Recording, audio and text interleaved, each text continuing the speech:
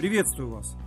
Запустив серийное производство в 1962 году среднетоннажный грузовой автомобиль ЗИЛ-130, конструктора прекрасно понимали, что каким бы ни был хороший и надежный автомобиль, рано или поздно он начнет устаревать, и ему нужна будет замена на более технологичную и современную машину. Поэтому в конструкторском бюро завода имени Лихачева в 1973 году была начата разработка нового поколения грузовых автомобилей, призванный как раз и заменить ЗИЛ-130. Таким образом и появился на заводе ЗИЛ в 1975 году опытный советский двухосный грузовой автомобиль ЗИЛ-169, который должен был вобрать в себя все тогдашние достижения не только отечественного, но и зарубежного автомобилестроения. В первую очередь на машине переделали некоторые элементы ходовой части, силовые элементы, различные узлы и агрегаты трансмиссии. Так как этот ЗИЛ должен был стать родоначальником новой дизельной линейки грузовиков, на него планировали поставить созданный с нуля на заводе ЗИЛ дизельный двигатель ЗИЛ-645 мощностью 185 лошадиных сил, работающий в паре с синхронизированной механической 9-ступенчатой коробкой передач. А так как новый дизель был больше и тяжелее стандартного двигателя ЗИЛ-130, то конструкторам пришлось поработать над дизайном капота машины, отчего машина получила более современные квадратные формы, а крылья с фарами ближнего света, капот и облицовка радиатора были совмещены в один большой узел, откидывающийся вперед. Не забыли конструктора и о самой кабине водителя, придав ей более новый дизайн, применявшийся в то время на западных машинах. При максимальном сохранении существующих деталей трехместная кабина получила обновленный интерьер из шумо- и теплоизоляционных материалов.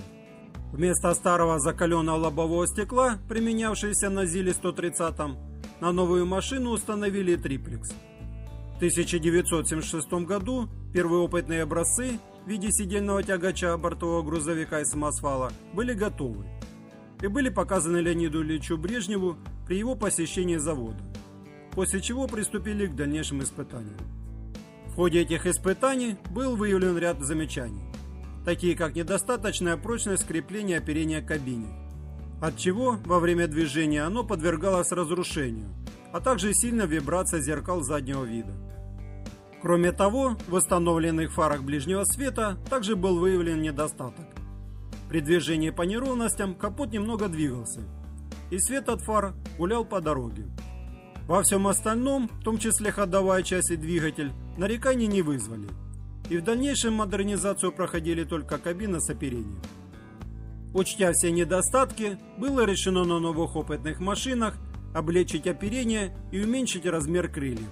А оперение облицовки радиатора сделали из облегченной пластмассы, при этом увеличив его размер. А зеркала заднего вида получили дополнительное крепление. Вместо двух стеклоочистителей лобового стекла было установлено 3. Фары, которые на первых образцах были установлены на крыльях, перенесли в расширенный бампер. Потратив в общей сложности около 10 лет, чтобы довести грузовой автомобиль до ума, при этом вложив огромные финансовые средства и задействовав огромное число сотрудников, завод все-таки довел его в 1985 году до серийного производства.